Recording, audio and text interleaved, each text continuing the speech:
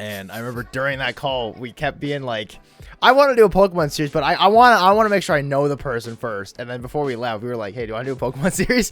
It was just like, yeah. I was like, yeah, it's pretty cool. And I got past the tutorial stuff, and I go into the wild for the first time ever. And I'm like, this is amazing. But it was like, one of the characters was like, oh my God, you're a terrorist. And I was like, oh my. Like, they said it so casually. Like, they were just kind of like, oh, cool. So, like, the theme of death in Yu-Gi-Oh! Is pretty cool. I just got a text message from a random number. Mobile data. Charge return transfer. Please see. No. Because if I were to get a text like that, it'd be from Bell, and they'd make it very clear that it's Bell, because they want to make it very clear that they need your money. It wouldn't be just like, hey, click this random link and we'll charge you money. That's a terrible scam. Yeah, I'm kind of worried about, like, what if my parents get that kind of text message? They'll probably see that and they'll probably believe it. They'll click on it. Hey, you win $1 million. Just click this link. Oh boy, golly. Yeah. Sometimes my dad will ask me. He'll be like, "Hey, what does this mean? Does it mean like I get something?" And sometimes I'll just be like, "I think it's not something you should bother with." Yeah. Yeah. Scammers tend to go after. I was gonna say the elderly. Sorry. I mean, they are old. They're almost 60, I think. Yeah, almost 60. Well, no, but it's like some ridiculous scam calls. I think the weirdest, not scam. It wasn't even a scam call. It was just the weirdest like wrong number call I've ever gotten. Was I was actually recording a video. It was my Pokemon Black randomized. I don't remember the episode, but it was one of them. And I got a random call, and I picked it up, and it was like very quiet, and I was like, hello? And then it was like some baby just going like, goo goo gaga. So I assume a little baby like got their mom's phone number and then, or their mom's phone, and then just pressed a bunch of buttons, and then that somehow ended up being mine. They somehow were able to call you. They scrolled down to Hydrus. So Matthew, whatever your phone number is, and they. You think I have my phone number and my contacts as Hydrus? I'm sure someone has. No, that's the thing though. You're not the one that sets up the contact most of the time. It's them. So they probably have you as Hydrus. All right. And they know you have a YouTube channel. I think everyone. Well, the only people I text are people in this house. So. And that's Do they about call you it. Hydrus? I don't think Hydrus, so. Dinner's ready. I don't think so. I think I'm just regular old Matthew. Speaking of wrong numbers, the other day I told you about this one, Matthew, but the other day I got a wrong number text. Someone named actually I don't want to give out names because that's weird, but they were asking about some guy. They were like, hey, is this so and so? They were just saying how they wanted to meet up with this person, and respectfully I was like, yeah, I think you have the wrong number. Yeah, when he told me about it, I was memeing a little bit, but I was like, as I was typing up random. I mean, what I was saying wasn't even that bad. I was just like saying random stuff, and I was like, I really hope Davis doesn't actually come back with like one of these. But I was like, I trust that he won't just be like, no, yuck. But yeah. So anyway, sorry. Oh, but no, you're fine. I was like, oh, I think you have the wrong number, and she was like, oh man, like I feel like an idiot for thinking that this person so and so would give me the right number or whatever. I was just in my head, I was like, oh, she like, it's just a mistake. I'll just move on with my life because I was at work, so well, yeah, I cater to the customers. I don't have time to deal with some random person.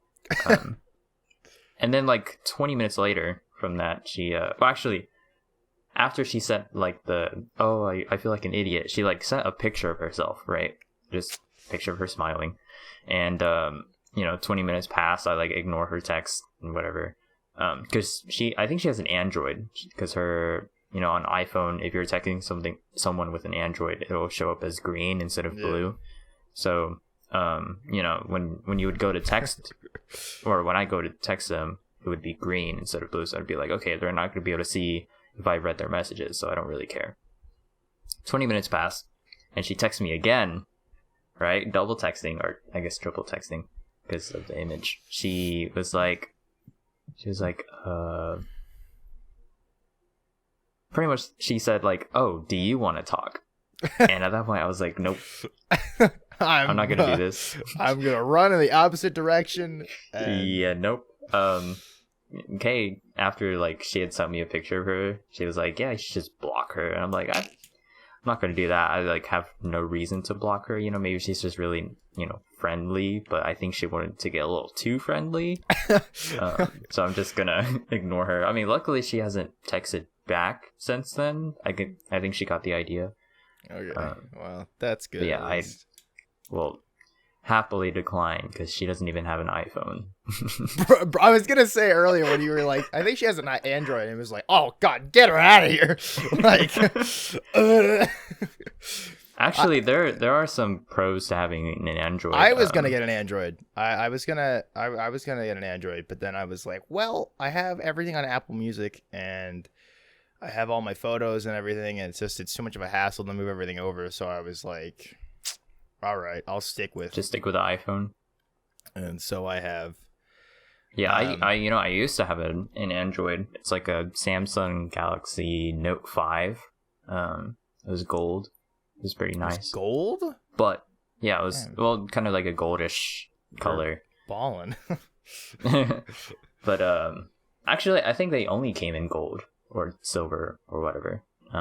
Those colors, but yeah, the good thing that I like about Android is that they get a lot of apps before iPhone does. Yeah, it's kind of like the whole Mac versus Windows, because that is what it is. But yeah, it's like with like you can. It's just way harder, but you can't really like build your own Mac. Building a PC is stupid easy. You just need the right parts. And then, okay, I guess that's kind of like saying, building expertise. I don't know, but I'm like, I learned computers by like I have two computers, I have two corpses of computers sitting in the corner of my room because I got into computers and I just kind of like tore them apart and then put them back together. Right here, officer. This is the guy. I would tear them apart and put them back together. And now I know how to build a computer, so I just need the parts. Yeah, I tried that. I tried that with like my old laptop. I tried like putting in, tried changing something. I think it was like the RAM, yeah. But I ended up breaking the laptop, so now it doesn't even want to turn on. Bro, okay, if I'm ever down there, I'll see if I can fix it. But I already have my laptop right here. So it's fine. My brother asked me to fix his laptop that he's had for like 10 years. It was an HP something. But it was like a 17-inch laptop. It was a pretty nice laptop. It was pretty strong. But it's just pretty much any piece of technology after like 5 years is basically like, this thing's trash. Yeah. But I'm exaggerating because like I had a computer from like 2011 up until a couple months ago. But anyway, so I was like, okay, I'll see if I can fix it. Because it was having issues turning on. I opened it up and it said something wrong was up with the cooling fan. So I was like, all right, that should be pretty easy. So I cracked it open and the thing is completely ruined because of heat damage. I took pictures of it. But basically, so those laptops were known, because I looked up the model number, and those laptops were known for just having absolutely atrocious heating issues, or cooling issues rather. they had the heating part down pat. They didn't know how to cool it. So the whole laptop was more or less ruined because you could still turn it back on, but it was like buying a new cooling fan and everything is like, well, everything else is all super warped. So it's like you'd be essentially replacing everything in the laptop, which at that point you might as well just buy a new laptop. Yeah. So was he able to at least recover like the data and stuff? Oh no, that was stuff he got a while ago because it was starting to slow down and he'd always back stuff up, and then he was like, well, I just use this laptop for like YouTube, so I'm gonna buy an iPad, and now he's like glued to that thing. I'm making it sound like my brother's like 12. He's 25. So it was just to clear that up for him, like, yeah, my laptop also has like one of its model problems. So like a lot of people with my specific laptop have a problem with like their battery inflating or near exploding. And my laptop kind of like domes up a little bit. Yeah. Looking at it. Yeah, that's not. Should probably get it fixed, but I think a lot of this stuff might be warped by now. So I like just don't want to touch it. It works fine. The mouse pad, actually, it's kind of affected the mouse pad too. Yeah. So it doesn't matter because I use a wireless mouse, but it's really hard to click and stuff on the mouse pad on the laptop. I would love to open that laptop up and see what it looks like, but we actually have one of these laptops. So back in the early 2000s, Dell made those like big gray brick laptops, and those laptops were known for literally exploding, like bursting into flames. So, and they're designed for like office use. So you'd have like office buildings and have like 4 laptops in there, like just. Luckily, Dell's got their shit together now. It was like 2001, 2002, but we have those laptops, but it's crazy to look at those because like the battery is just like you just like flip it around, you unclick the thing because the battery I think is designed to be super easy to swap out. Oh yeah, my sister used to have one of those laptops where the battery pack was literally like on the back of the thing. You could just take the clips off, and it's like it was like the length of the laptop, right? I remember those. Yeah, so it's I actually I don't know, I just like tearing apart tech. It's cool to see how it all fits together. But like some Mac laptops had that issue, like the one you just described, where like the battery would inflate, and then it would like warp the whole keyboard and the trackpad and everything, so it all just get like it would bulge out. So like the computer technically worked if you plugged in some stuff to the side of it, but it was like I don't think it's as bad as like the Mac was like it was like this. It was like a hill. So yeah, mine is all the keys still work, and if anything I still have my keyboard, so it's fine, right? As long as it turns on and I can access my data, it's fine. Yeah. But that being said, that's what I say about my phone, and my phone is like literally I have an iPhone 8 Plus, and like the phone case and everything, like the screen protector, it's all like torn apart, broken, shattered. It's a mess. Like even the area, I dropped it a few times. The area that's like around the camera is like shattered too. I think you could get that fixed, but it's such an old phone, I probably wouldn't. I'd just get like a new phone. But yeah, I've hung on to that thing for like 3 or 4 years now. I just won't let go of it because I just don't need to. It still works. All my Yu-Gi-Oh cards are on here. I can't get rid of it. I have what's funny is that I got my Evangelion case. Nice. It has a thing around the camera so it fits perfectly. There's some like official cases that just have that big square open, which is like really dumb to me because I'm like, wouldn't you want more protection around the stuff that's just hanging out? That being said, though, this case is like I think I literally got it for like $6. Is a deal. I feel like those cases would probably go for like 20 depending on where you go, whatever website. I got it off of Instagram. Like, Oh my gosh, those Instagram stores that like sell anime merch, dude. I remember one day I was browsing on those for like the entire night because I was like, man, I really want some Hunter x Hunter merch because I have this. Excuse the sound. I have this water bottle, and I want to put a bunch of stickers on it, like a little Visco girl. I thought it'd be pretty cool. See, I'm afraid to set this down because it's gonna make a sound. So. oh, that's fine. I you're not landing a rocket. Well, the mic still picks it up. Oh, all right, that's fair.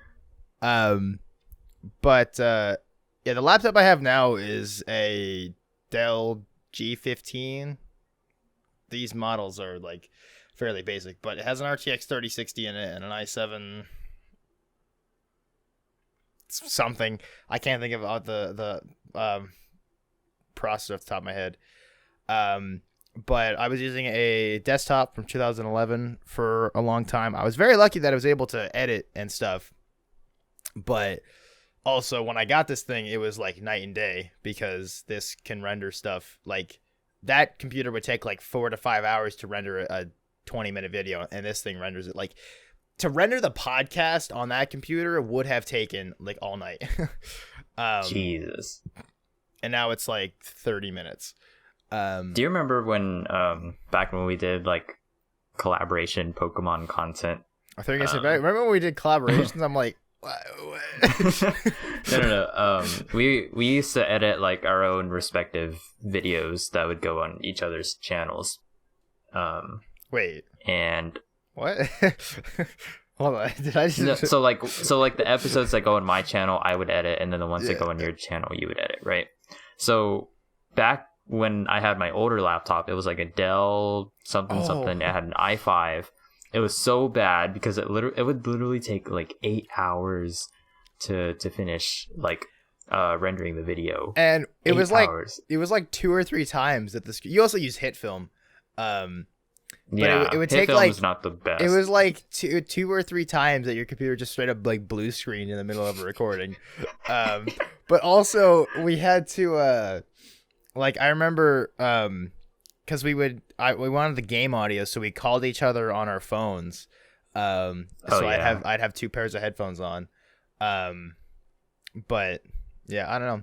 It's weird that like the Soul Link just turned 3 years old. Yeah. Well, yeah. 2 years old technically. No, we're 2022. 3 years old technically. It's been 3 years. I'm thinking because we met in 2018 and now it's 2022. So I'm like, oh, it's been 4 years. But yeah, no, I don't know. It was so funny because like we talked for like 7 hours and like we met on Amino. I haven't used that app in years. Jesus Christ, I forgot about that. But yeah, so like because you had uploaded, you posted your Pokemon Yellow thing. And I was like, I watched it. And I was like, oh, this is pretty cool because it's like, I mean, it hasn't changed. It was very like, I don't know what the correct term is, but or the word I'm looking for, I guess, is like it was very neat and precise, and it looked very clean. And it's like everything we've done since then. Like if you look at any of the podcast stuff that we've made, and like most of the Pokemon series, were like. It's like it was basically just like I'm in Photoshop and then like we're in a call, I'm sharing my screen, and then it's like I remember like changing the pixel measurements, like all right, move that 4 pixels over, and it worked. Like it's shit that I do now, I still do now, because it's like it makes it look better. So I'm like, I don't care. It looks good. Something that the last time I worked, I think Wednesday, my boss was like. He makes it really clear.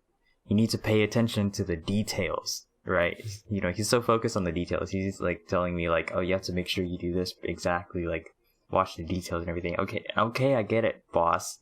Details, right?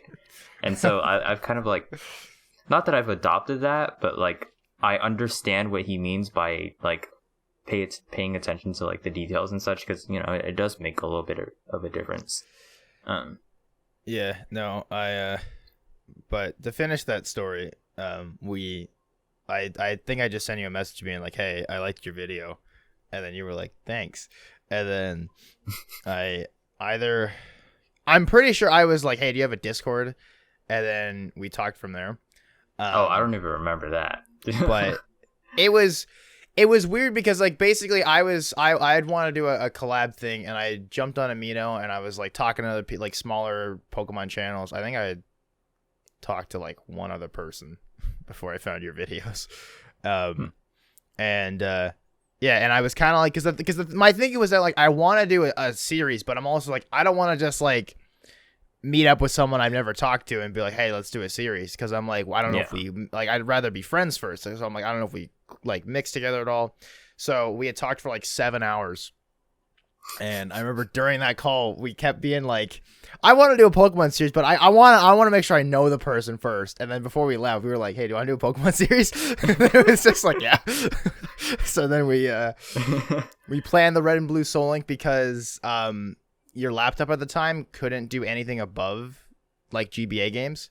Yeah, that's right. And I remember when you got a new laptop, you were like, I can play Pokemon Heart Gold now. So, it was like, let's go. It was terrible because back then it would only run on like 10 frames a second. Not even, probably slower. It was awful. And even with the speed up button, it was terrible. But yeah, the Red and Blue Soul Link early on. I look back at the early videos and I'm like, holy fuck, I was obnoxious as hell. I'm still pretty obnoxious now, but I was, oh my god, I was fucking annoying. I think you're a bit toned down. Yeah. You were kind of off the walls a little bit because you were just a little kid. I was, yeah, that's the thing. I was, holy shit, that's right. I was like 14. Holy crap. That's crazy. No way. Feel old. When we had talked, holy shit. Yeah, when we had first met, because we met early December and I turned 14. So I was 13? No fucking way. That doesn't sound right.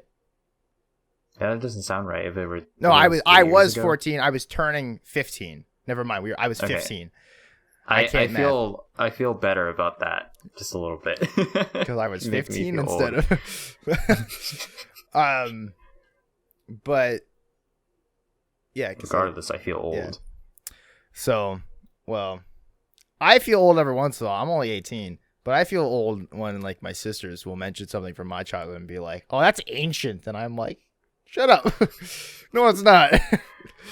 But I remember one time I hung out with Kay and like her friends. This was like before I turned 21. And they were like, "Oh yeah, let's all go drinking." I'm like, "Yeah, drinking." It was like this. It was a German sausage place. You know, they had beer, of course. You know, the sausages were delicious, right? And then everyone was ordering their drinks, and then the waitress gets to me and she was like, "Anything for you?" "Yeah, I'll just have a water." I'm only 20. I'm the DD, designated driver. I can't drink. Bruh. It's only 19 over here, so at the end of this year I'm gonna get shit faced. Nice. So dude, I think the summer when I turned 18, like the very end of that summer, we went to Mexico. It was like me, my dad, my sister, and down there it's only 18, right? So I was legal enough to drink. So we stayed at a hotel, and I was like, oh yeah, let me try some of this alcohol. It was okay. I like soda better, sweet tea. Yeah, not a beer person yet. I mean, like once in a while I'll be like, yeah, sure, I'll have one. I feel like, but it's not something I'm addicted to. Well, that's good, because then you'd be an alcoholic. But there's some provinces here, like it changes. It's like there's like Alberta, it's 18, so I go to Alberta right now and get drunk. It's just kind of like, it's not really worth it, like I'm not all that excited to drink. Like I see myself like, I'll crack open a cold with the boys every once in a while, but like that's about it. I don't see myself. Like my brother, when he was able to drink, he drank quite a bit because it was like, oh, I can do it now. And then he like fell out of it like very quickly because it was like, all right, this is cool. Like he'll have a beer every once in a while, like when they're working on the car or whatever. But anyway, so we don't have that much alcohol in our house. I feel like it'd be one of those nice, literally crack open the cold one with the boys. It's like you get one out of like the ice chest, and you're with your friends. It's kind of like that. With that, it's like when you're younger and you hang out with your friends and you have your ice chest full of soda. It's kind of like that. Same feeling, but different. The only taste. difference, it'll be like, instead of being like, hey, do you guys want to sit down and watch the sports game? It'll be like, hey, do you guys want to sit down and watch the new episode of My Hero Academia? Here's a beer. But speaking of which, that comes out in October. I think it's supposed to. It starts airing. I'm pretty excited. That's exciting. See that get animated. Feels like time moves by so fast, because I remember the season 5 had just finished airing, and we were just waiting for season 6. I think it only had been like a year that right between the end of season 5 and the start of season 6. Well, the end of season 5 was like in the summer, so it's more or less a little over a year. Okay. Oh, that's not too bad then. With SAO though, it's like you gotta wait a few years before the next. I know. Like I finished War of the Underworld, and like at the very end, it was like, "Hey, check out the new thing in 2024." I'm like, "The fuck? That's 4 years from now. Why even like tell me about it?" Everyone like forgets about it. Yeah. But like, I feel like those timelines move pretty fast. I mean, I remember we were waiting for Legends Arceus for like the longest time. Like, January 2022. I think it was like summer 2021 or something, maybe a little bit later, but it was and then of course Brilliant Diamond Shining Pearl news got released too, coming in November, and I was like, oh yeah, November's coming up soon, but I'm really excited for Legends Arceus, but that doesn't come for like another half year or something. So I'm like waiting, time passes, and then suddenly it's like January, and I'm like, holy crap, like my game comes in like this month, and then later it was like, oh, my game comes in next week. But it's crazy how time is. Oh my god, my game so is here. Fast. Yeah, my game didn't come in until like a few days after, like on the 30th, Monday, right? It was like I think it was a Sunday actually, which was weird. But it was delivered by like the UPS, so I don't think they go by Sundays off like the government mail does. But yeah, I got Legends Arceus. I held off on playing for quite a bit because I was playing Master Duel so much. But then one day I was like, let me pick up Legends Arceus. So Matthew and I were sitting in a call, and he was playing Legends Arceus. I started. I was like, yeah, it's pretty cool. And I got past the tutorial stuff, and I go into the wild for the first time ever, and I'm like, this is amazing. Yeah, no, it's so crazy. We might as well get into it now. But Legends Arceus came out this week. Oh yeah, it was this week. It hasn't even. Today it's been a week since Legends Arceus came out, which is crazy because I feel like it's been way longer than that. But I got my game Saturday, and I've been playing. Was it quite that like a bit. a day? That was like a day after the release, right? Yeah, or 2 days.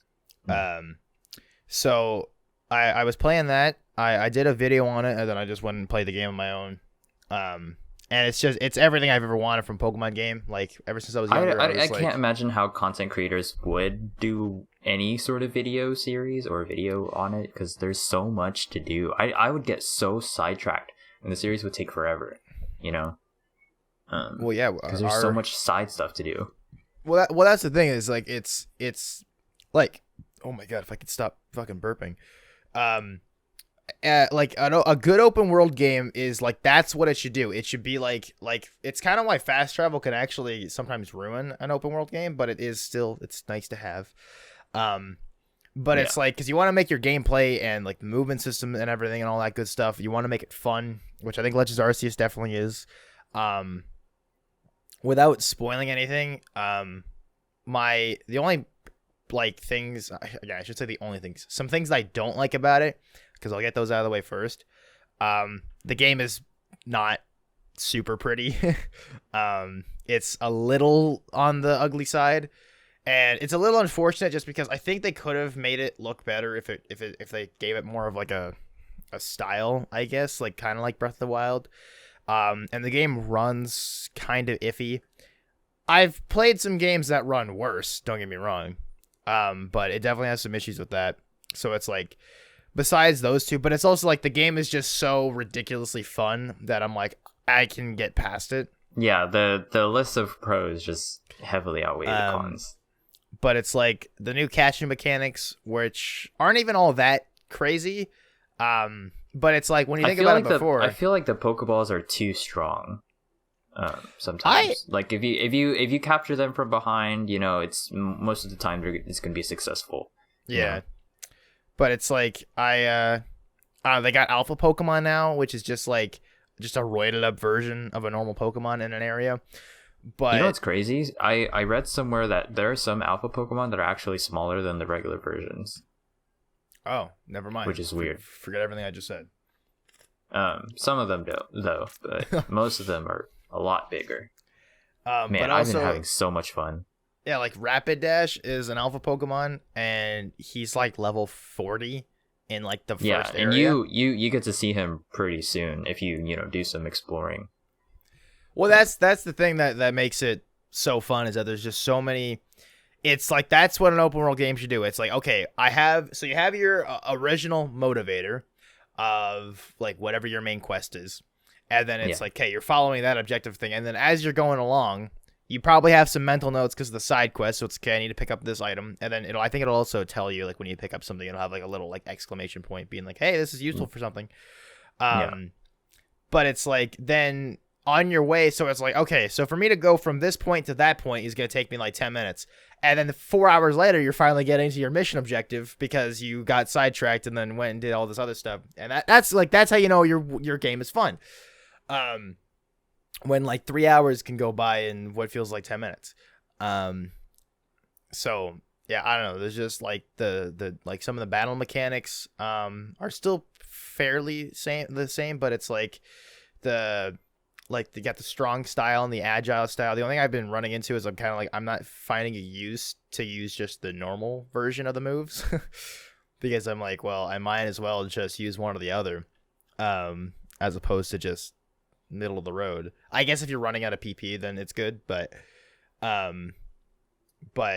no, I don't know. I've been having a ton of fun. Some of the you can fucking dodge roll, which is like, for me, that's like you had a dodge roll, and that's like, cool too. Sign me up, because I don't know, I just love rolling around. I don't know what it is. The character customization is awesome. I cosplayed, or I'm cosplaying, I guess, as Zenitsu in my game, because I'm like, I got Demon Slayer on the brain. Which, holy shit, we're Friday. There's a new episode in like a couple days. But I heard the last episode is pretty good. Haven't seen it though, but it's weird because I'm like, I've read the manga, so it's like I know what's gonna happen, but I'm still like, excited for it. Maybe I just had a shitty memory, but I'm like, there's stuff that it's like I'm remembering what's gonna happen, but I'm also kind of iffy on it. So I'm like, I'm pretty sure this is supposed to happen, but the animation has been amazing. This is totally off topic, but it's Demon Slayer, the Entertainment District arc has been amazing. It was awesome in the manga, and now seeing it all animated is, and the opening. I showed Kay the opening for season 2, and she really likes it too. Yeah, it's a fucking bop. I love it. You guys should watch season 2. Get caught up, please. I want to talk about it. We've been watching like after we had finished Food Wars, we started watching Komi Can't Communicate. It's pretty good. It's kind of lighthearted sort of thing. It doesn't have any like heavy emotional stuff like Demon Slayer or any of those like big anime. So it's an easy watch for the both of us. So we can just sit, chill, eat, and then just like kind of laugh here and then, because I don't know, there are some moments that are like, man, that's so silly, but it's so funny. I don't want to spoil anything, but pretty much the premise is like this girl, right, super popular, everyone thinks she's pretty. Okay, I didn't know that. Right, and that's why she's popular, but she has a hard time like making connections to people and talking to people. So Whenever so she's someone super asks, popular but has social anxiety. yeah, well, That's a unfortunate combo. yeah, she just like can't really come up to a person and start talking to them. She's kind of She like can't that. communicate. Yeah, exactly. But like she's super smart. She's pretty athletic in one of the episodes that I found. She's And bench she's pressing pretty. like 500 pounds. Well, she's just. They did like some. It was kind of like a fitness gram, and they were like, okay, you gotta do 50 meters, and then they time you, and then Kay and I even like looked it up. Her 50-meter run was like above average, so she's pretty athletic in that sense. The only clip I've seen from that was a like, because I got recommended that like Sigma male meme. So it's like they take anime clips and then put this song over it, and it's like, all right, Sigma rule number 1, don't be a simp, or something like that. But it was like, I think it was from Komi Can't Communicate. This might be spoilers, but I don't know who any of the characters were, but she said something to some guy, and then he took off like the Flash and like left a dust cloud behind him and everything. What the heck? And I was like, what the fuck is this show? All the characters are pretty cool too. It kind of reminds me of Horimiya, except like another end of the spectrum. Like one, the Horimiya is kind of like romancy, lovey-dovey, and all the characters are great.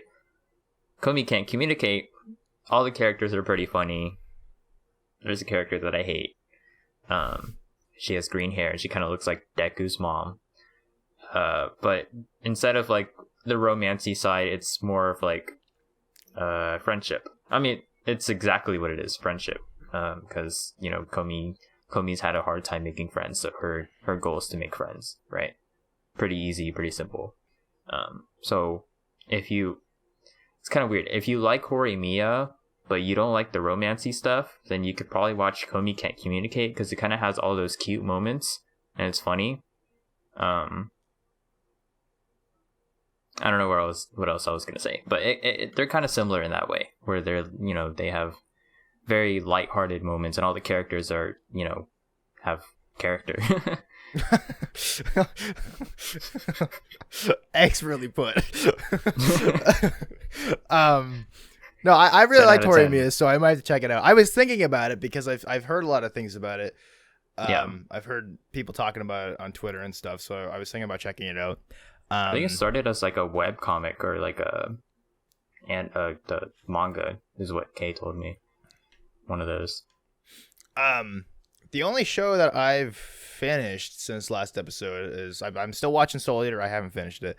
I took a break from Soul Eater and I watched this new Netflix show that came out also on same day as Legend of Arceus. It's called The Orbital Children. It is stupid short. It took me 3 hours to get to the entire show. Wow. It's 6 episodes long, 30 minutes each. And basically the premise is that it's the year 2045 and there was kids like born on the moon, and like space travel is just like super casual now. And I'm like, all right, I like space shit. I gave it a 6 on my thing because, I finished it and I was like, all right, that was fine, I guess. And I went to go rank it and it was like 6, fine. I was like, yeah, that's pretty much how I'd put it, because it wasn't like trash, but it also wasn't all that like whoa. It was just like super middle of the road. The pacing was pretty bad because there was like, I don't really want to spoil it because it's a pretty new show. It's tough because it's like, it's not that I would recommend it, I just don't have a reason not to recommend it because it wasn't terrible. It's just kind of like, I think there's better shows you could go check out, but it's also like, if you got 3 hours to spare. The animation was pretty solid. There was a couple funny moments. There were some moments that I laughed at that I probably shouldn't have, because I don't think they were supposed to be like comedic, like dark humor type of stuff. Kind of. I'm gonna try and put this without spoiling it. So there's a moment like halfway through. So an hour and a half in, you don't. That's the biggest problem is you don't really know many of these characters, and they spend a little bit of time developing him. but it's not enough for me to be like, oh, like be super attached. Or there's like some stuff later on that I think you're supposed to be like really moved by, and I'm just kind of like, all right, cool, man. Because there's a character that like, so basically like they're on a space station and the space station gets attacked by this like terrorist group. Or there was a terrorist attack a while ago and they're worried that it's going to happen again. And then one of the characters in the main group ends up being a part of that terrorist group. So it's supposed to be like a, whoa, like, holy shit, they're betraying us. But it was like, one of the characters was like, oh my God, you're a terrorist? And I was like, oh my, like they said it so casually. Like they were just kind of like, oh, cool. Like they said it like your friend just like, I think I'm gonna go vegan. It was like, oh, nice. You know, it was like, it was just so casual. And then it was like, it kept cutting to the other characters because there was characters that just met this person. So they were like, wait, what? So it was kind of like, oh, okay, cool. And then it was supposed to be super intense. And then there's a character that dies later on and the death is so sudden. And the character's like, oh no, don't go. And then like, it's literally that, oh no, anyway, like it's like over in seconds because the pacing is so fast. They have to move on. It's like a character just got sucked into the vacuum of space and died. And it's like, ooh, that sucks. Anyway, so let's get the heck out of here, gang. So it was like, the pacing was just really off, but there was really no fan service. The animation was pretty solid. There were some moments of like really solid sound design. There's like there's like a scene where like two androids or like android robot things like fight each other, and there's some really cool sounds. But overall, because like it started off really strong because it was like abandoned on a space station that's like shutting down and like falling apart, and I was like, all right, that's pretty cool. It's like, you know, kind of like Alien. And then they said this terrorist group was attacking, but then it took a turn, and then I was like, I don't fucking know what's happening anymore, because it was like suddenly there was, okay, that's spoilers, but there was just some weird shit going on, and then it also ended not abruptly, but it was like the final episode. There's all this crazy shit going on, and it's like, oh, who's gonna die? And there was some weird stuff before that. Because some like characters like uploaded themselves to the cloud, and I'm like, what the fuck is happening? But anyway, so then it cuts ahead to like the aftermath, and it's like, all right, so what are these guys up to? And it's like, it felt like a fanfic kind of thing, because they were all like, oh, and this person's doing just fine, and this guy's great, and this person's super rich now. And I was like, all right, well, that's great. You know what that reminds me of? Happy for him. When a few months ago, I used to watch this show called The Great British Baking Show. And one thing that they would do at the end of the competition is that they would kind of do a not flash forward, just kind of like, where are these competitors now? Where are they now? Yeah. And usually it's like one or like a group of people that are like, yeah, these people are like doing a road trip and seeing all the other competitors and whatnot, and are on vacation. And then there'll be like a character, or a competitor that's like, unfortunately, this person is busy with like their job, blah, blah, blah, and couldn't make it to say hi or whatever. But we hear he's doing well. So that's just what it reminded me of. Yeah. Just like those really cute, like what they're up to sort of thing. So It feels like that show is like a baking competition. Well, that's the thing, is like, it's like they're trying to save the world like in it, because like another like a big problem that basically like there's a meteor crashing towards Earth, and I'm gonna have to spoil it slightly because it's fucking ridiculous. Oh no. This meteor is crashing towards Earth, and they find out that the meteor is like sentient, and they can communicate with it and be like, and convince it not to kill Earth. So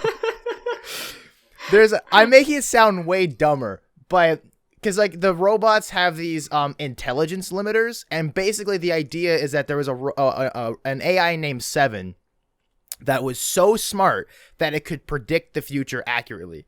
So it made a poem, and it was like, this is going to happen, and there's a terrorist group. Why does it have to be in a poem? There's a terrorist group follows the poem. So basically, the poem says you got to kill a third of humanity to save humanity in the long run. So this comet is like, okay, I got to go kill 36% of humanity so then humanity can flourish, like Thanos, basically. And then it turns out, like, suddenly they're like, wait a second, if we remove the intelligence limiter off of our robots and combine them together, then we can convince that meteor not to kill everyone. And that's the problem with the pacing, because it's like this super intense moment where it's like, they're like, oh no, it's not working, we can't convince them. And then, like, a character does, like, something. Like, they upload themselves to the cloud, basically. And then it, like, snaps and they're like, oh, it's good, everything's fine now. Like, it's fine, everything's good now. And we're like, oh, sick. So we can just go home? And they're like, yeah. And I was like, all right, well, that resolved itself very fast. Like, it's just sort of... What the heck? The pacing is just so... Because the beginning was pretty solid. Because the pacing, especially in the beginning, was solid. But, I don't know, there's some funny moments. There's a character that the only reason she wanted to go to space was so she could stream. So she's, like, streaming everything going on. And then she's like, hey guys, so I'm gonna die, so be sure to subscribe to see if I die or not. And it's like, that's the other thing, everyone's just so casual about it. It's like, oh yeah, we might die in the vacuum of space. Be sure to subscribe. It's like, holy shit, man. So anyway, there was some good moments in the show that I liked. There was some funny moments. Again, there was some stuff that I wasn't supposed to laugh at, or at least I don't think I was, because it was supposed to be like the music that's playing is super like dun dun dun, and it's just kind of like, oh, cool. But the voice acting was actually really solid. I liked. Did you watch it in dub or sub? I watched it in dub. But I think the biggest thing that hurt the show, like the animation was pretty solid. I really think the biggest thing that hurt it was just like the pacing was just terrible. Like it just it goes from 0 to 100 back to like, 0. I don't know if it's with space time travel sort of animated shows, but Eden Zero was also pretty rough. You know, there's like a lot of fan service. Yeah. I think the pacing was okay. I didn't mind the pacing too much. It did feel kind of weird that they went from like a tournament arc to suddenly like, oh, they're in a battle, and suddenly the main character remembers, oh yeah, this is kind of what we did in the little tournament thing we did. Yeah. It's just kind of weird because I feel like it was supposed to be more intense than that. Well, there's moments like that where they kind of not like shoehorn something in, but it's like I mean, I guess it's a test to good writing. But it's like that moment that you're talking about, if at least for me, maybe I'm just crazy, but I felt that it was like that moment was just there to service something else later, and it was kind of like I feel like that could have been integrated a little bit better. But I think it is just a thing. It's just I've watched too many shows at this point. Like after I've watched shows like Daredevil something about and stuff. Space. Sorry, continue. Yeah, the space kind of time travel shows are kind of iffy because you know, the show you had watched was a space time thing, and then Eden Zero space time thing. I don't know. There just doesn't seem to be like a great show that has like space time travel, whatnot. Yeah. I feel like there is, but I haven't seen it myself. Yeah. Oh shit! I just remembered. That's another thing that bothered me about that whole ending part. Was one of the characters was like not even dying, they were dead. And because it was like they were supposed to be dying, and there was a lot of moments where the character was like, you know, I think I'm okay with that, and it was like, okay, that's like, it's sad, and I was like, okay, they're gonna get a real emotional reaction out of me because they're like, they've been really building up to this, and then again suddenly it was just like, oh, everything's fine, we're good now, don't worry about it, and it was like, oh, all right, and then it cuts to this character like studying for like homework or something. But it was just it was just like the pacing was weird, and it cuts back and it's like there was just a little too much like, so everyone's doing fantastic now, you know, they're all super rich and famous and awesome and great now, so don't worry, everything's fine. And I'm like, all right. But again, it was just like okay, it's not that I wouldn't recommend it. I just don't really like, if someone was like, oh, like, what did you think of the show? It was okay.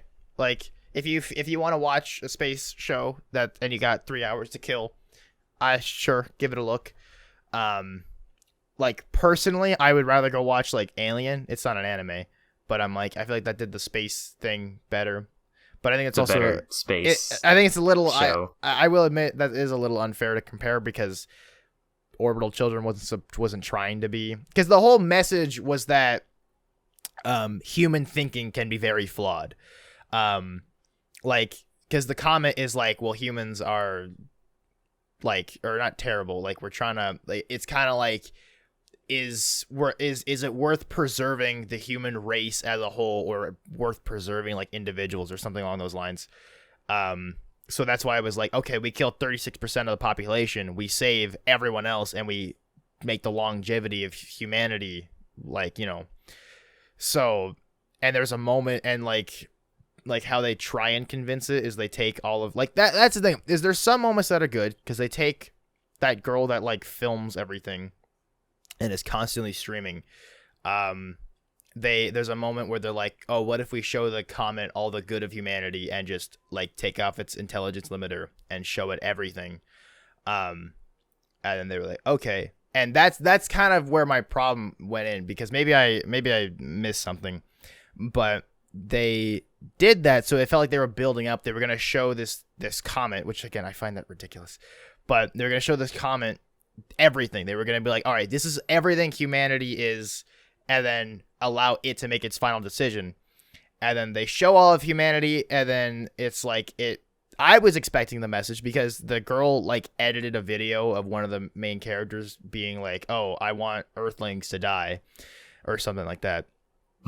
And then it was like, oh, but if you show the comment like out of context clips, then it's going to be like, well, obviously humans are terrible, but you also can't sugarcoat it and show them all the best parts of humanity. And then that's when they're like, oh, but he's got to show it, all of it. But then the comet still decides, no, kill humanity. And then that's when the other character comes in and just like, I don't even know what the fuck she did. She just fixed everything. And I was like, all right, I guess we're done here. So it just felt like a very lackluster sort of conclusion, because it was like there was a lot of things built up, because it was like, okay, it makes sense. She's filming all this stuff, so now it can show the comment that, hey, humans aren't so bad, and that kind of thing. But then suddenly it just took like a hard U-turn and was like, don't worry, we're fine now. So it was like, I don't fucking know. But anyway, that's all I'll say about the show, because I don't know, I don't really have much else to say about it. I forgot to mention that I also finished, I think between this episode and the last episode, I finished Food Wars, unless I did mention it, but the last season was interesting.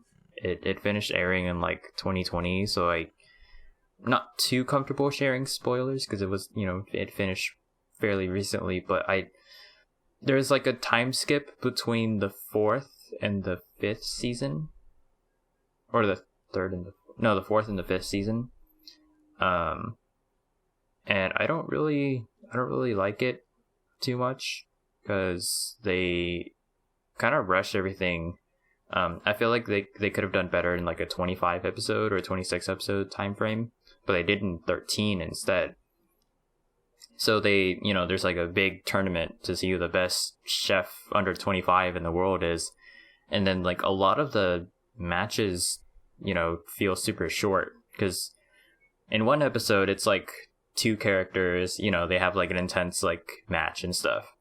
And then in the following episode they get demolished in like not even 10 seconds. It feels like it, you know, they have like other characters that are being focused on. And then they, you know, they'll give them more time, but then like when they go and face these other characters, they like finish them in like a heartbeat just to get to like the main part of like the grand finale per se. So like they have some good parts of the season, and then they like rushed a little bit to make the last part of the season pretty good. I don't know, the pacing was just weird. I think it kind of suffered kind of like what Promised Neverland did, where it like didn't have enough episodes. I mean, Promised Neverland could have easily been like a few more seasons, but like I think with another 13 episodes, Food Wars could have, the last season of Food Wars could have been better, because the first season of Food Wars was, you know, 25, 26 episodes, and I thought that was perfectly fine. I gave it an 8.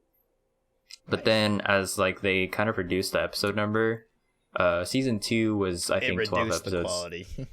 Yeah. Season 3 was like, it says it's like 26 episodes, but you could kind of consider it as like 2 different arcs. I thought that was fine though. It really was just like the last season that just felt rushed, because it was supposed to like, be like this grand tournament that like decides who like the best culinary chef under 25 is, right? And then it just didn't feel like very eventful. Didn't feel like much happened. That's fair. Some stuff happens that kind of like surprises you and throws you a bone, but aside from that, the show, like the last season didn't really finish as well as it started.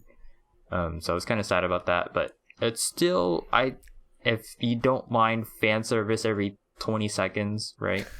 Then I would recommend it. Sorry, every 10 seconds, because it happens pretty often. It's like the main focal point of they'll try their food, right? And they'll be like, oh, it's so good. And they'll start, imagining that their clothes are off it or that they're somewhere else. So that happens at least once an episode. You hardly have an episode that's like, oh man, all these people did so bad, unless it's like the very first or few episodes of like preliminary rounds. But like, yeah, I like Food Wars. It surprised me because I thought I wasn't gonna enjoy it. I thought shonen anime had to have like intense battles. I mean, it did have intense battles, but like, Kamehameha or like Galagun or like Rasengan, like the special powers, like quirks, or like One for All, something like that. United States of Smash. It didn't really have like super powers, but it's the term is called Shokugeki. It's just called like a food war or a food battle. Each food battle is pretty intense though, because they have like some pretty high stakes. Because when the main character put some weed in the steak. When I said high stakes, I knew exactly where you were going. But no, like this, when the main character enrolled in the school, he kind of changed the definition of like the Shokugeki. So now instead of just like definitely a main protagonist. Yeah, he like used the Shokugeki as a way to like change how rules were implemented, so like you would do a Shokugeki to like try to defend your club from getting disbanded, for example, but then the main character, he's like, let me challenge you for that. If I win, then you don't get to disband their organization. So he kind of like changed how they work. And then at one point, I don't know if this is spoilers, but at one point, Shokugekis were like rendered useless because the judges were bought with money. Because one of the characters, antagonists, has a lot of money. He's rich, and so he buys the judges. So even if you challenge someone to a Shokugeki, like against one of the antagonists for that season, you would lose automatically without having your food getting tasted. I was like, dang, that's crazy. So, of course, to bypass that, the main character is like, okay, let me make you a dish that you won't be able to say no to, So, like, they tried it, they were tempted, they were like, man, it smells so good. So they tried it and they were like, yeah, we like this guy's food better. Even though they were bought. So, goes to show how, the show honestly had some pretty intense moments, but I was telling you before we got into this, actually maybe I had mentioned at the very beginning, I canceled YouTube Premium, and I don't want ads, so I'm just getting a little bored of YouTube. I'll watch like a video when like a YouTuber I like uploads, but I find myself, I've been rewatching the same. Like, I've been rewatching Nikki Jakey and Slimesicle and Drew Gooden on, like, repeat the last, like, couple weeks. And I'm like, I love their videos, but I'm also like, when I've watched Nikki Jakey's Red Dead 2 video for the 8th time, I'm like, oh, it's still really good, but I'm also like, I feel like I want to watch something else. Yeah. So I think I'm just gonna start watching more anime that like Yu-Gi-Oh. Maybe I'll throw on Food Wars. Just the shows that it's like I don't need to pay attention 100%, and I still get the gist of it. I don't Kind know of if you'd thing. like Yu-Gi-Oh though, because a lot of the stuff is like card game stuff. That's I think that's the problem with card game anime. A lot of them kind of focus on the card game. And I think I mentioned this before with like Vanguard Overdress. A lot of people don't like that one because they really loved how Vanguard anime was like originally, where they focused a lot on the fights. But the anime now is kind of more like lighthearted and not necessarily like slice of life, just more like, I don't want to say real world problems either. It's just they have like a situation or a problem that's like, it makes sense. It's not like, So it's oh, not some like being from outer space is gonna come and yeah. kill us and let me fight him off with some cards and stuff. We It's like fight them it's off like with my blue eyes white dragon. it's like it's like they have, I think it's territory war. I didn't even watch the season 2. But I think they have like turf wars or whatever. They have different teams, and then the teams would go and like just attack or like ambush or whatever by like fighting against them. And then if they win, then they claim that area or whatever. I think that's how it went. Because there's Sounds like like For Honor. yeah, there's Team Blackout, which is like the main team, and then there's another team that gets introduced in the second season that is doing stuff. I think they're called Team Daybreak or something. But yeah, so eventually they go up against each other. So it's kind of like a clash of clans, not sponsored. So that was interesting. But a lot of people, again, they don't like Overdress because it's different than what they're used to. But like any other card game, they have some focus on like, I summon Pot of Greed in attack mode, which lets me draw 3 additional cards from my deck or something like that. So they really narrate the entire card game for you. Well, So I'm it's not, curious because yeah. now that I've actually played Yu-Gi-Oh, I'm curious if as I'm watching it, I'll be able to pick up on anything.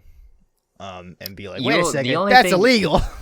actually, no, you actually will say that for the first few episodes of Yu-Gi-Oh, because He's just gonna Kaiba's gonna be like, I summon blue eyes and blue eyes and blue eyes. actually, Fuck you, Yugi. with like the manga, right? There's Yu-Gi-Oh, which you can get like volumes I think 1 through 7, but then there's Yu-Gi-Oh Duelist something, right? That's the real like season 1 of Yu-Gi-Oh. But then like the first 7 volumes of the original Yu-Gi-Oh was like the pharaoh, Yami Yugi. Instead of him just playing card games, he would just be playing kind of life or death games against people who were like really bad. So like one of the episodes of the show was they had gone to a restaurant, and then this guy, or they were looking for this guy who had like either escaped or whatever, and then they find him out, and he has a gun, and so he's like, oh, I'm gonna keep this hostess hostage. And so Yugi, or as the pharaoh, he's like, let's play a shadow game. And then he was like, you're only allowed to use one finger and move one finger, but if you don't, then you lose, right? And the guy with the gun, he's like, okay, well, I'm just gonna use my index finger, right? And then Yugi, he uses his thumb. So the guy who's holding the girl hostage, he likes to smoke. And so the main character, Yugi, he's like, oh, can I offer you a cigarette? And so he like pulls out a lighter, puts it in his mouth, and then he lights it for him. So that's why he uses his thumb. But below him, I think there's like some alcohol or something that can be flammable. So he takes the lighter and he drops it. And he's like, the guy with the gun, he's like, oh, if I don't stop the lighter from dropping, then I'm gonna, get exploded. Boom. So he stops the lighter, but he broke the rule of the game, which was to only use like, you know, his index finger, because I think he used like his other hand or something. So because of that, he got sent to the Shadow Realm. So Yugi played him like a fiddle. Yeah. So, but the thing is there is no such thing as like the Shadow Realm in like, I guess in Japan, because they don't censor as much as like we do here in America. So instead of being sent to the Shadow, he's just dead. Anyone sent to the yeah. So what 4Kids did whenever they took Yu-Gi-Oh, they were like, oh, let's not have the theme of death. Let's just make it to where they get sent to the Shadow Realm. And actually, that happens a few times too. I'm thinking back to like Yu-Gi-Oh 5Ds. It's the one with the motorcycles. So one of the characters like falls off a building and then gets reincarnated as like, they're called dark signers. So there's like signers, which are the main characters that have like tattoos on themselves. And each one has like a part of a dragon. So like one has the head, the wings, the tail, whatnot. And then there's dark signers, which have like also marks, but then each one of them has like a respective, they're called earthbound deities or something. There's like a monkey, a bird, blah, blah, blah. So she's like a news reporter, and she was like really close to one of the main characters, Jack Atlas. Oh. And she turns, you know, she gets caught up in like someone's office snooping around, and then the guy's like, hey, what are you doing in here? And so she has to fight against him, but she ends up losing. And then because of like the force of the attack, she gets knocked out the window and then falls. When you watch the 4Kids version, or like the Americanized version, it's, you know, there's like a mist or a fog, right? But then really she just fell to her death. She's dead. So she got reincarnated as like, you know, a dark signer, or signer, sorry. I'm doing the Japanese dub. She got reincarnated as a dark signer, but that just means it's because she's dead.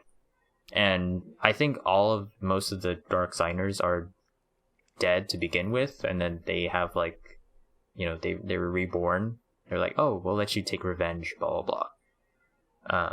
So like the theme of death in Yu-Gi-Oh is pretty cool. Yeah, you guys, it's pretty hardcore, it seems. Like, yeah, hot diggity. If you do watch the anime, I think you should start with the original, because it's pretty. It's not complete, right? That's all that's on Netflix. This is the first like 51 episodes. No, not that one. The original one, Yu-Gi-Oh! Season 0. Oh. Yeah, well, if I can find it. It only has Japanese dub. If you can find it, I would suggest you watch that, because it's pretty funny, pretty cool. Well, I don't know if it's pretty funny, but it's pretty cool. It's not finished, so you'll be like, yeah, it kind of ended abruptly. And I think it's definitely because like they transitioned to more of like the card game style, instead of just generic games, right? That's why the show is called Yu-Gi-Oh! King of Games, because it was literally just games. But then they kind of changed it into a card game anime, and then they made a card game off of that, which kind of segues into what I had mentioned before, how you were like, yeah, I summoned Blue Eyes 3 times. Yeah, sometimes they actually did make up rules, because the anime came before they had implemented rules for the game, like the actual card game. So they would just come up with stuff on the spot. So I think one of them was like, yeah, I multiply my Karibo, and then I use this spell card to detonate them, so your Blue Eyes is destroyed. Something like that. So they're cheaters. Every one of them. I think the most iconic and most accurate one would be Exodia. So Yugi had like gotten all 5 pieces of Exodia, and then that's like an instant win condition. So yeah, that's about as accurate as like the first season gets. But then after like, I think after Duelist Kingdom, that's when it gets a little bit more accurate. That's when they start implementing the rules. Because with Battle City, there was a moment where one of the characters was like, oh yeah, I summoned Red Eyes Black Dragon or something in attack mode, and then the guy's like, oh no, you have to tribute to summon a high level monster. And so he dang like, it! he had like broken a rule, and I guess at that time rules have been implemented. So yeah, Yu-Gi-Oh! It's an interesting watch. Haven't really finished it myself, but like finished all this series, but it's interesting. Yeah, I don't remember what I was gonna say. I mean, of course, like after that series, they have an understanding of like the rules and such, so it's gonna be more cleaned out and stuff. But yeah, a lot of the Yu-Gi-Oh series are like saving the world from type stuff, from darkness and evil. With the power of cards. See, it's not nerdy. I'm saving the world. No, actually, there's a Vanguard series called Vanguard If. That's kind of down to earth because one of the characters, he's like, "Oh wait, I'm gonna stop you with like some cards," and then like the antagonist like knocks him down anyways before, or like declines the battle. And then he's like, you're supposed to challenge, or you're supposed to battle me in a card fight. And then it's, it just kind of whatever, points nerd. Out that they kind of point out that like, card games don't really get you out of situations. Can you imagine someone's mugging you? It's like, I have blue eyes. And it's like, all right, give me your wallet. I challenge you to a duel. Whatever, nerd. Give me your wallet. They pull out a gun. Oh, I've made that joke so many times. While we're dueling, you're like, oh, this allows me to summon, and I'm like a Glock 19. But this is totally off topic. This has nothing to do with Yu-Gi-Oh.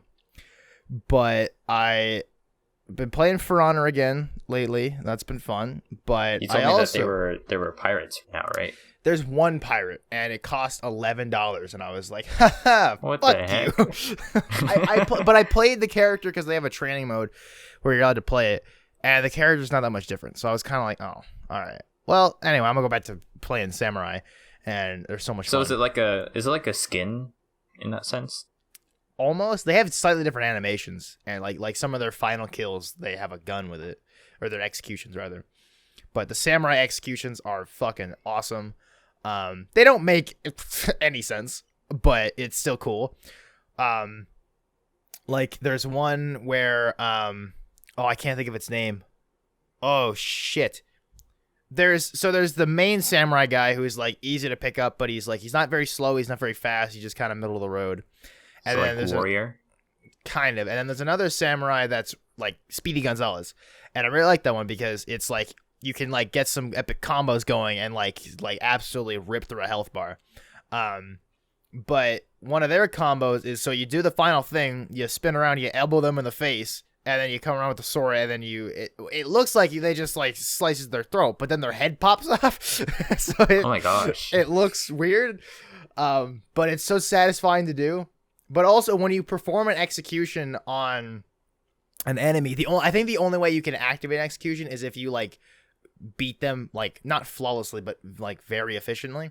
Then you can activate an execution because it doesn't always work.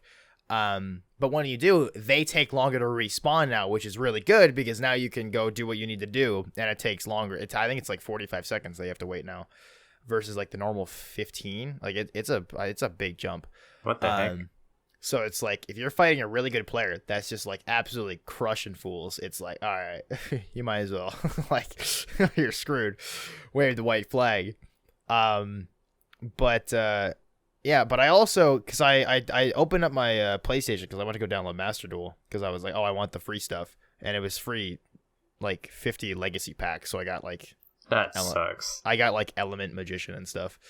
But I was like, all right, it's still free. I'm probably not going to use any of those cards, but it's still free. So anyway, maybe I can dismantle them. But I got clickbaited so hard because I read an article... And the title was like, oh, you get 50 free master packs and 5,000 gems. And I was like, damn, I'm downloading this shit right now. Wait, did they give you 5,000 gems? No, because then I was like, I went back. I guess shame on me. I should have, I should have read more. But I went back into it, and then some stuff that I missed was they were just like, oh, this is what we think they should do for PS Plus players, because PS Plus costs this much, so I think Yu-Gi-Oh! Should give you this, this, and this. And I'm like, you can't put in the title, they give you this, and then be like, this is what I think they should give you, but this is what they actually give you at the very bottom. And I'm like, man, fuck you. So anyway, but when I was waiting for Yu-Gi-Oh! To download, because it had like a 7 gigabyte download, or 6 gigabyte download, big download, I started playing Ghost of Tsushima again, which I've beaten the game, but I haven't 100%ed it, and there's a DLC that I missed, so I was like, and I haven't played it in a little bit, so I was like, hey, I want to go back and play through the story again. And Ghost of Tsushima is so much fucking fun. It's such a good game. It's fucking gorgeous. It is one of the prettiest looking games I've ever seen. Wait, even what's it for a about? PS4.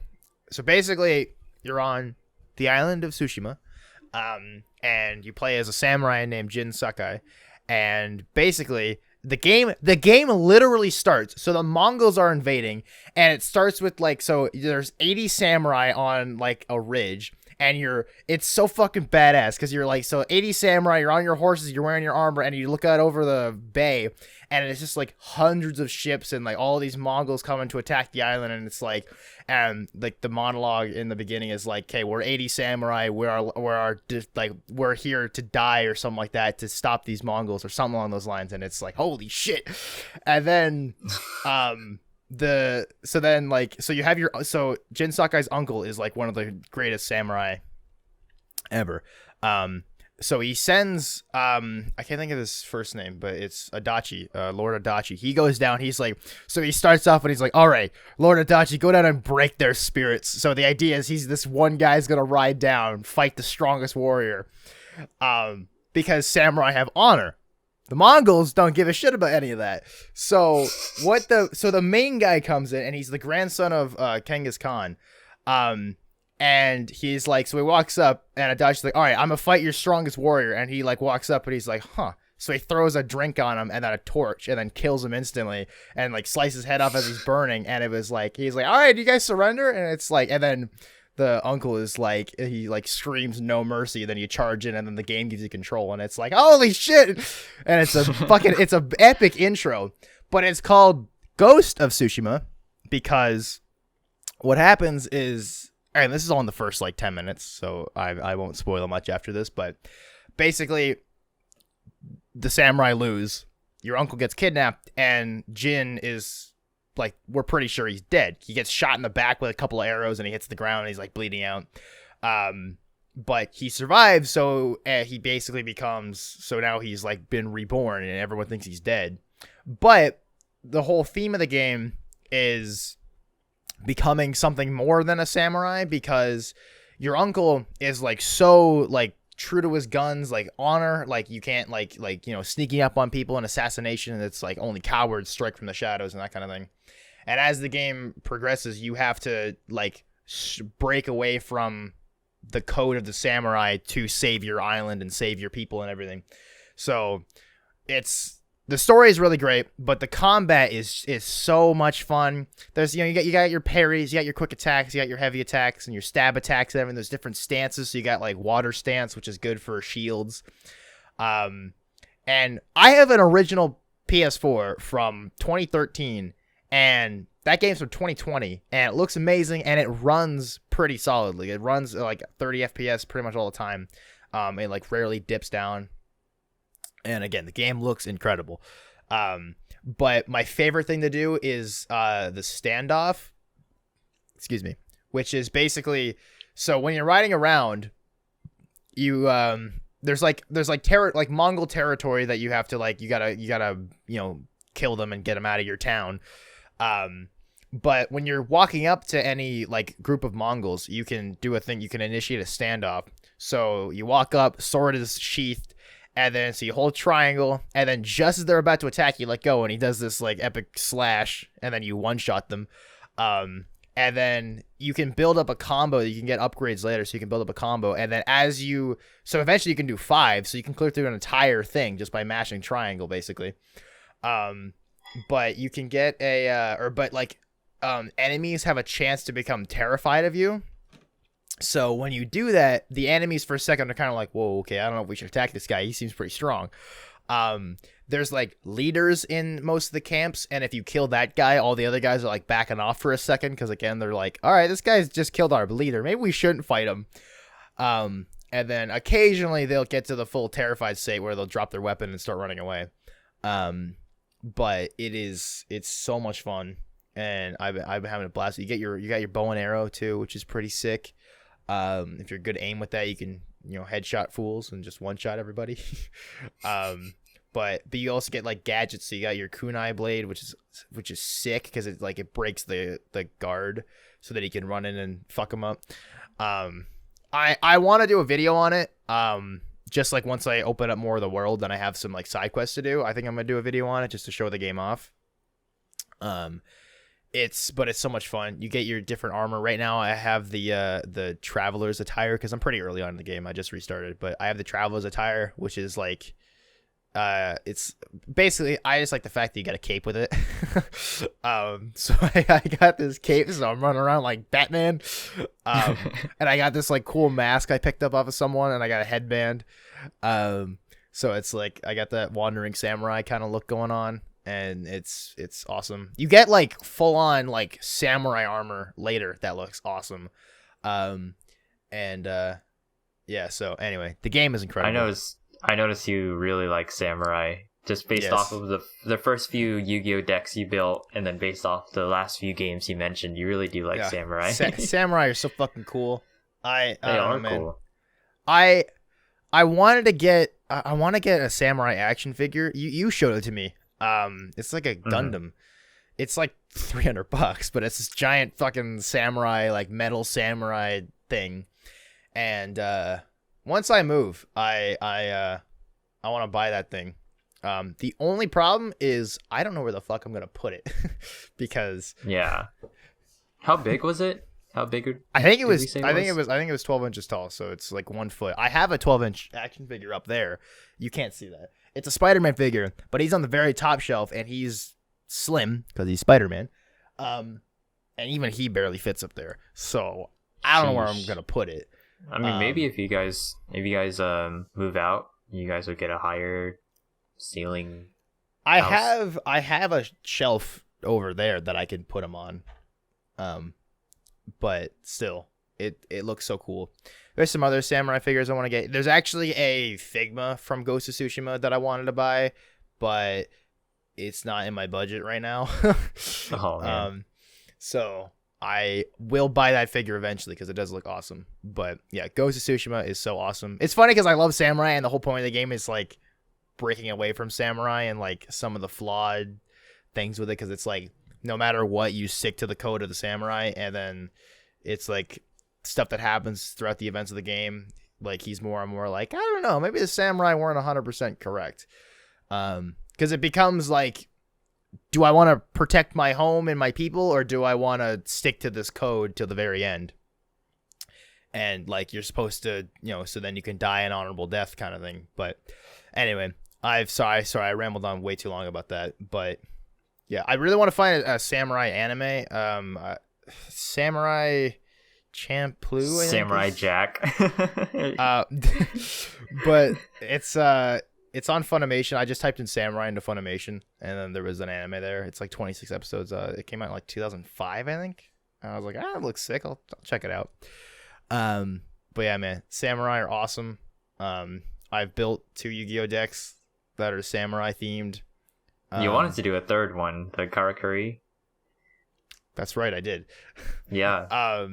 What's funny is that they're all synchro decks. I made a comment earlier that I was like, yeah, most of the samurai themed Yu-Gi-Oh decks are all like synchro summoning. Yeah. At least most of them.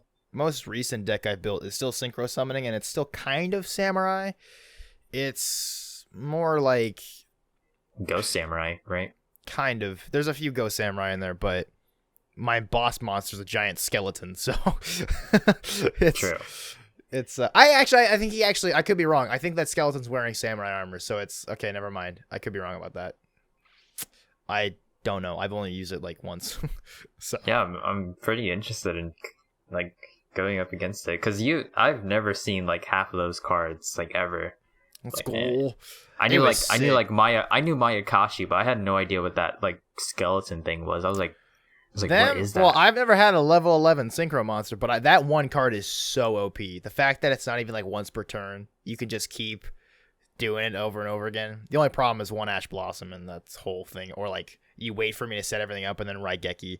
It's like that deck is definitely like, because like if I have my Link monster set up, then I can at least keep my main guy on the field, but everyone else gets wiped out. So yeah, anyway, but it's pretty fun. I'm sure I'm gonna find more flaws with it, and it's not finished.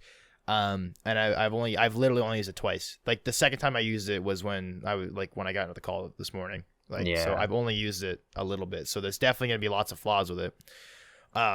As I get used to it, but I like it. Well, you have your samurai Japanese themed decks. I have my dragon based anime waifu deck theme. Because I started out. I've said it before, but if I can get some anime waifu samurai deck, that'll be best of all worlds. Yeah, honestly, like I started out with dragon maids, and they were pretty cool.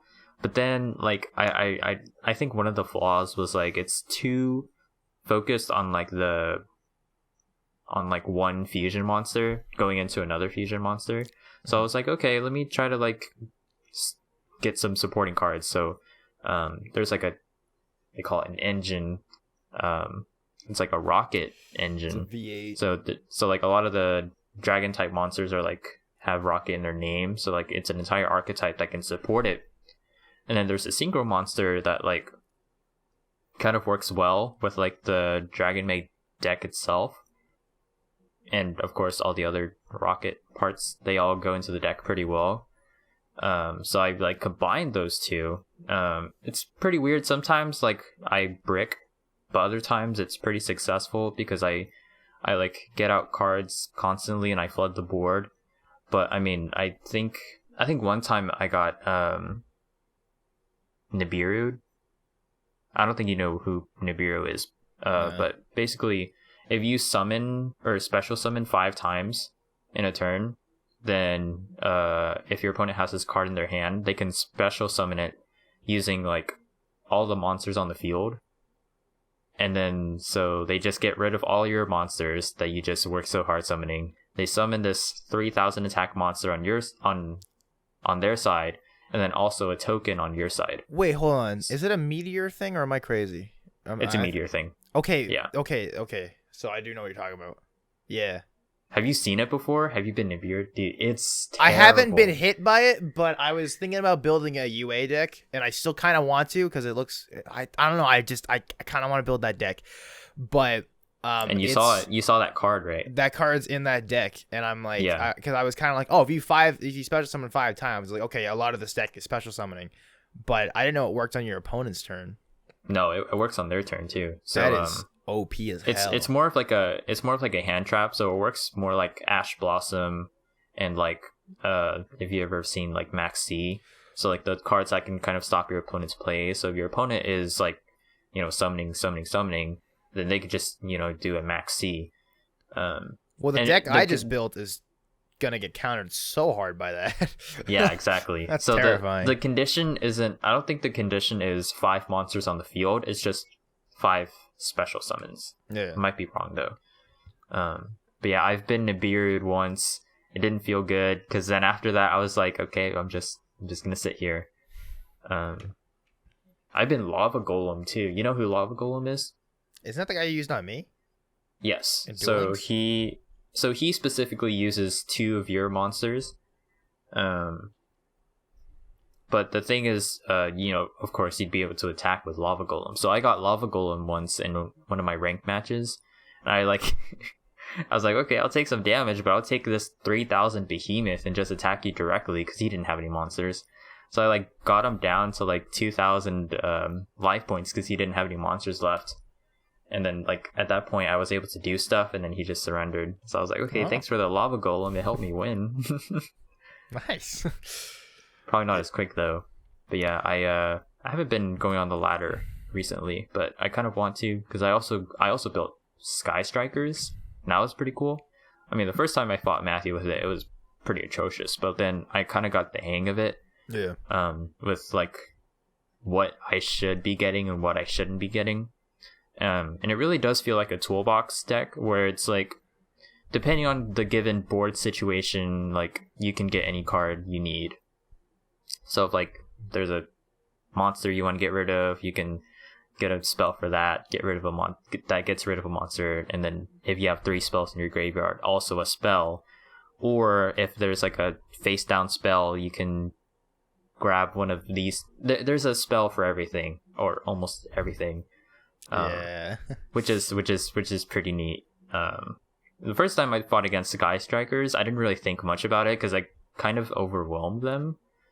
And they also bricked pretty hard too, I'd say, because knowing what your deck does and going up against the deck itself, you kind of see like the flaws in it. So after playing with the Sky Striker deck, I've noticed like the one big flaw is like if you don't have a monster in your hand, it's useless, you know. Yeah.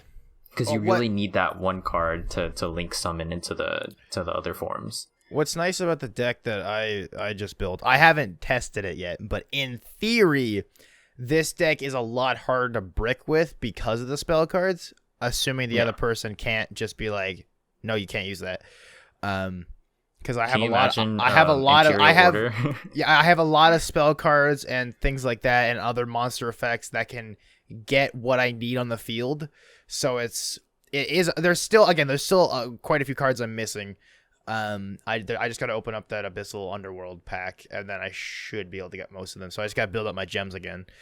But the fact that I was able to open up like just a few packs and I was able to get everything I needed was that's what I like about secret packs. It's like you can get some of the archetypes are kind of split, so it's like you get half of the cards are like one archetype, half of the other. So like Dragon Maids, for example, there's Dragon Maids, but then also you're gonna get this other archetype, which I don't really know what it does. But then there's like the Shiranui secret pack. It also comes with all the Mayakashi stuff. That's why you're able to get both of them, right? Yeah. So it was and they work really well together. So yeah, that's a really good secret pack. But then of course like that Dragon Maid one, it's like kind of tough. But also they kind of balance it out because the archetypes where you need a lot of the cards, they'll stuff like together. So like all of the Shiranui and all the Mayakashi, they kind of work well together. So they'll shove them into one secret pack, right? But then if the archetype has kind of like few cards, you only need a few to pop off, like Sky Strikers. Sky Strikers, like most of their cards are limited to like 2 or 1. And then all the ones that you can run 3 copies of are like rares and normal. So it's really easy to build a deck. Yeah. All you need is to like, just open a few packs, right? And maybe craft a few cards here and there if you need them. So what they do for that one is that they'll shove it in with another deck that has nothing to do with it. I think it's Mathmex that has like its own archetype. But I really like that they balance out like the whole thing. Even like Six Samurai. There's so many Six Samurai that they have its own secret pack. That's the one thing about that's another reason why I kind of want to build the UA deck is that I can get every card I need just from opening that ultra tournament or some shit. It's a secret pack. Basically, just by opening that one pack, I get all the cards that I need to get, minus that one. What's called the meteor thing. That one you could probably just craft though. Yeah, like that. Like I unless I'm remembering it wrong, I'm pretty sure because all the spells are like specific for UA. It's like UA signing deal and stuff like that. It's kind of like like from what I read, it looks kind of like my the DDD Apocalypse deck, but with athletes. But it's also similar to Dragon Maid because it's like the idea is like you send one card down and then you can then tribute that in the same turn to bring out the next guy. So it's a similar idea to the Mayakashi deck where I can just get, if I draw the difference is I have to draw the right cards. It's not just in my extra deck. So it's a little bit different. but there's a lot more. I don't know. I like the idea of it, so I'm probably gonna give it a go. It seems fairly straightforward to play. Um, there's also you can get some like there's a spell card that like brings your attack and defense by like 1,000. So you can use that in your strongest monster and get like 4,000 attack, which is like let's go. Okay. So I might check it out. It might be terrible, but it's gotten to platinum a couple times.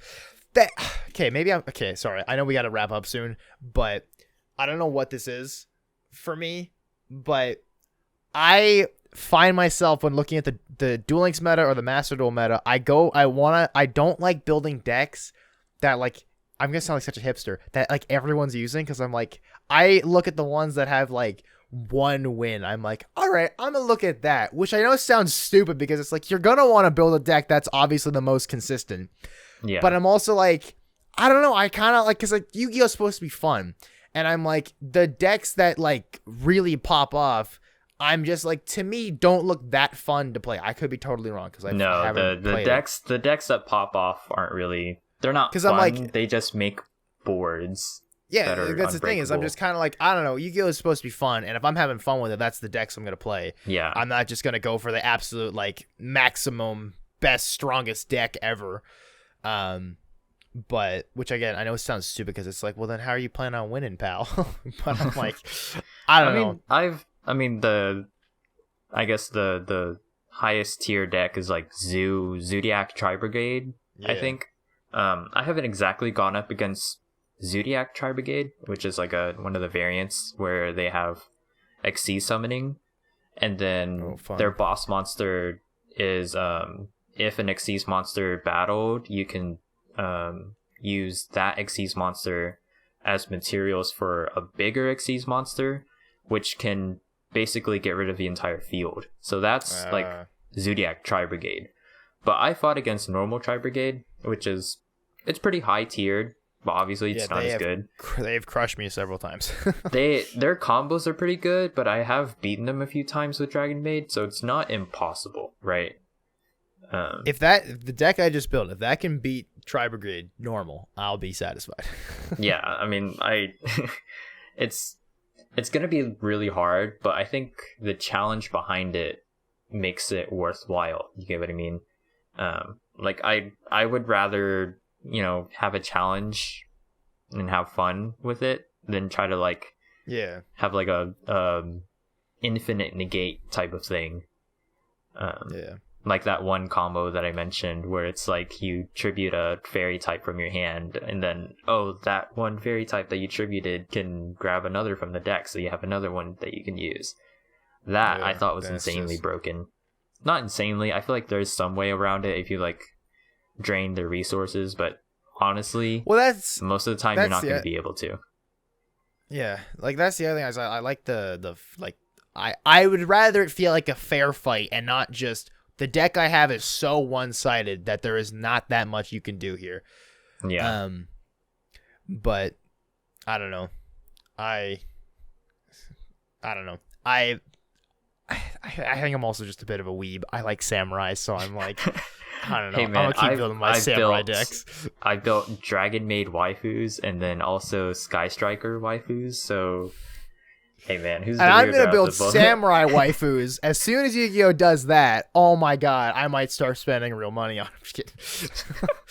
But anyway, yeah, we're gonna be playing lots of Yu-Gi-Oh and maybe Legends Arceus after this. Let's go. That's all I've been doing. I wanted to mention that like I feel like the gaming. I don't want to say this because obviously it's not 100% true, but I feel like gaming right now is at a new high, right? Because you have Legends Arceus. A lot of people are excited for that. It's like I heard that it's like within the first week, it's like one of the best-selling games for Pokemon.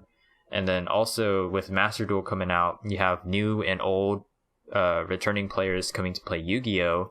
And it's it's the #1 card game on the App Store right now. It beat out Uno, which is crazy.